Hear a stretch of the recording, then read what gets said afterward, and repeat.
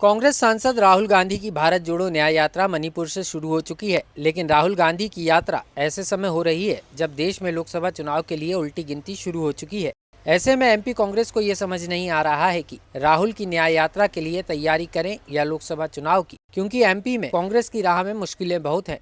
क्योंकि विधानसभा चुनाव में पार्टी को करारी हार मिली है, तो वहीं प्रदेश की 29 लोकसभा सीटों में से पार्टी के पास सिर्फ एक ही छिंदवाड़ा लोकसभा सीट है, जहां से पूर्व सीएम कमलनाथ के बेटे नकुल नाथ सांसद हैं। यही कारण है कि नेतृत्व परिवर्तन और इलेक्शन कमेटियों का गठन तो कांग्रेस ने कर दिया है, लेकिन कांग्रेस लोकसभा चुनाव को लेकर धरातल से गायब सी नजर आ रही है। क्योंकि एमपी कांग्रेस के नेताओं की दौड़ या तो दिल्ली में हो रही है या तो फिर राहुल गांधी की भारत जोड़ो न्याय यात्रा में। ऐसे में कैसे कांग्रेस बीजेपी को टक्कर देगी, ये बड़ा सवाल है। हालांकि कांग्रेस का इसको लेकर अपना ही दावा है और राहुल गांधी की एमपी यात्रा को लेकर वे उत्साहित है। क्या कहना है कांग्रेस का, आप भी सुनिए। मध्य प्रदेश के लिए बड़ी खुशी की बात है कि 7 दिन राहुल जी की ये यात्रा रहेगी। ऐतिहासिक स्वागत के लिए ऐतिहासिक पलक पावड़े बिछा के मध्य प्रदेश का नौजवान गरीब मजदूर उनके साथ खड़ा है और कहीं ना कहीं पूरे लोगों के अंदर उत्साह बेहतरीन तरीके से ये यात्रा निकलेगी। और मूल मुद्दों की बात होगी कि किसान के फसलों के दाम का न्याय कैसे मिले, बेरोजगारों को रोजगार का न्याय कैसे मिले, महिलाओं को सुरक्षा का न्याय कैसे मिले। जिस तरीके से हिंदुस्तान के अंदर जो बातें हो रही है उसके लिए न्याय।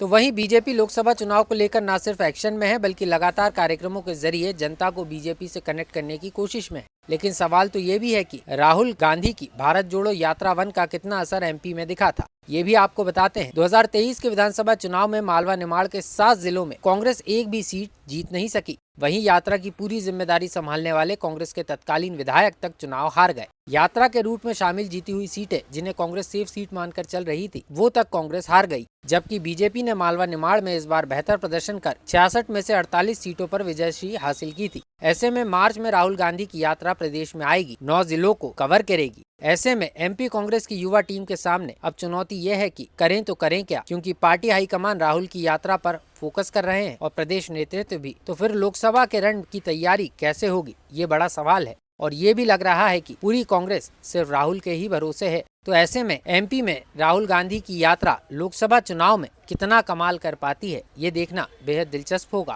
लोकमत के लिए भोपाल से आकाश सेन की रिपोर्ट।